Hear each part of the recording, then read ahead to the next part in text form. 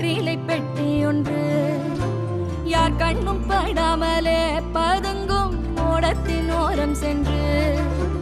வான நட்சத்திரம் போல் பூட்டொன்று கொண்டந்த மாயப்பெட்டி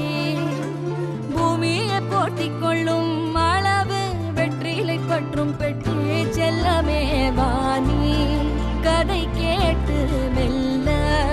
விழி மூடு மார்க